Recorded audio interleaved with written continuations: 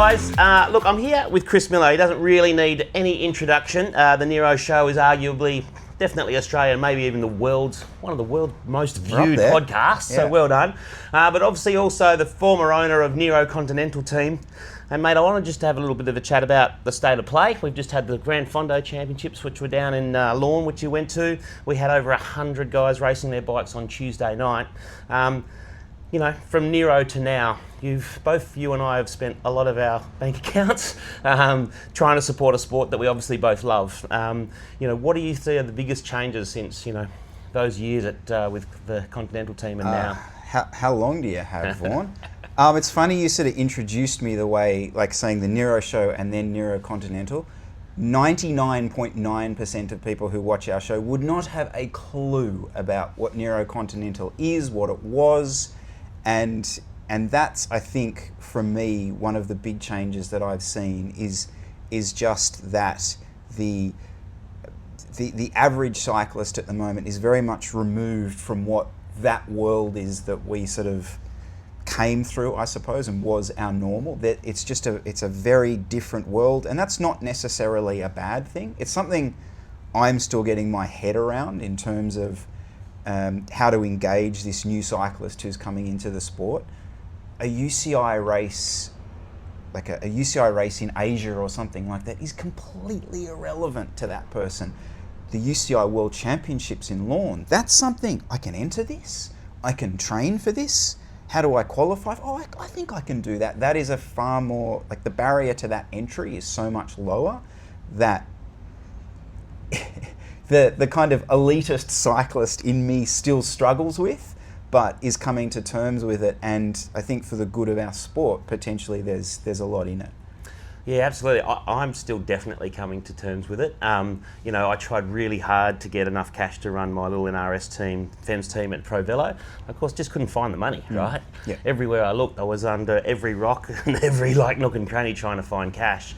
And I think, you know, we're not Jerry Ryan or Michael Drapak as far as the amount of coin that we've chucked in over the years.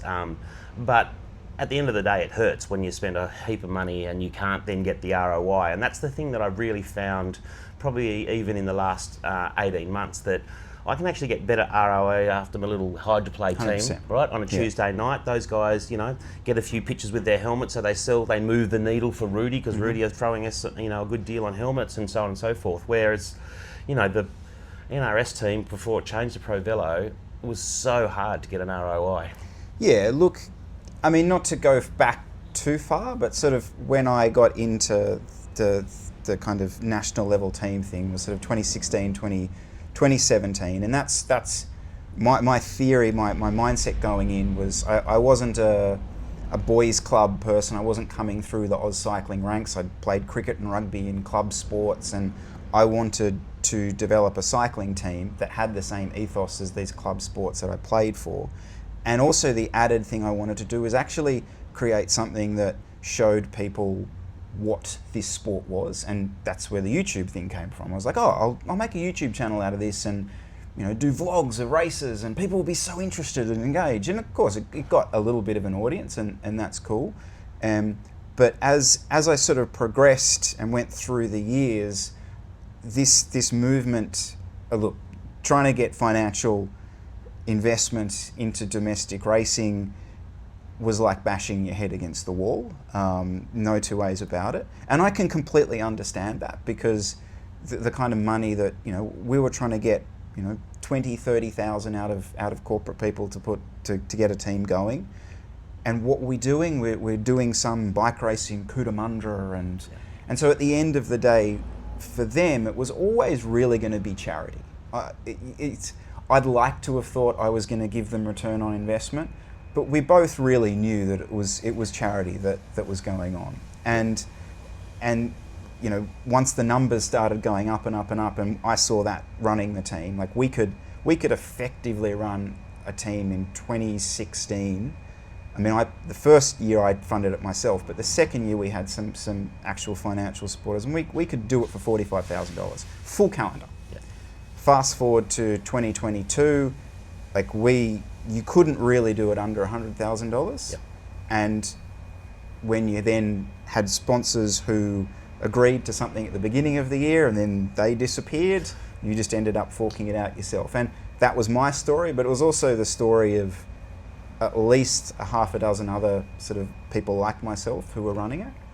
And I think now, looking back, that was probably the model that was starting to shift already. You could see it. That amount of money being put in to a sport that was basically invisible was never really going to work. Yeah. Fast forward to now, I don't know what the future holds for that type of racing, but I still think the sport in general is in a pretty good place, just in terms of the participation side of it. Yeah, absolutely. And then I guess my last question for you is, like, we saw a bit of a boom of the number of clubs in Sydney. Let's just talk a bit local for a moment. And you've got some of the bigger clubs, I think, doing some fantastic things. I think Randwick are doing great things for, the juniors and all that sort of stuff. Obviously, East continue to do their Tuesday night Heffron and, but I also feel that the clubs in the country clubs seem to do so much. I was out in Wagga and talked to the Wagga Cycling Club and seeing what those guys do. What do you think the role of clubs needs to be, as a sort of final question? I flip-flop on this, Vaughan. I don't... You're right. Those people are doing fantastic voluntary work. No two ways about it. I fear that their reach is always going to be limited. What they can do is such a graft, like the Wagga people that you're talking about, 100%, like just such hard work to get that done.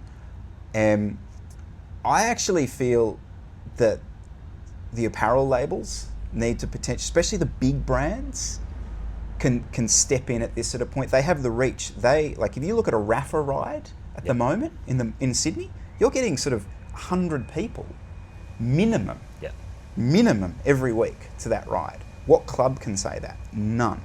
And so for me at this point, that seems to be the funnel that's bringing people into the sport, is the apparel labels. And so I would like to see them take on a little bit more of the heavy lifting, because, well, they make money, and the rest of the people involved are volunteers. And while I'm here, I would have obviously loved to see some of the Pro Velo stuff distributed a little bit into that voluntary club level, because I do think that is what we in Australia do really well. Yep. That mums and dads voluntary stuff is it's what makes sport in Australia brilliant, as far as I'm concerned. So I'd have loved to have seen some of that money put in that direction, and potentially that is the case. But you're right, good things are happening, but it is a graft. Yeah. This is absolute dead truth. I said to Chris, hey, can you come over? I would love to do a little quick chat with you for our EDM. On Sunday, Chio Vita, we looked at what we needed to do from a clothing and apparel brand, and it's all around community ride. So we're having our first community ride this Sunday, right? Awesome. And for exactly those reasons, I just think that, and just being really a lot more inclusive. I think even Sydney got a little bit sort of, glitchy.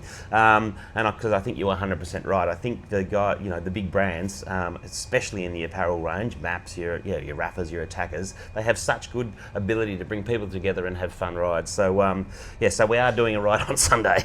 Awesome. No, I think that's fantastic. Yeah, unreal. Mate, well, thanks. That's all. I just wanted to have a quick chat and just, get your headspace around, what you think the next future is for the cycling. Anytime, mate. Awesome. Appreciate it. Cheers. Thank you, sir.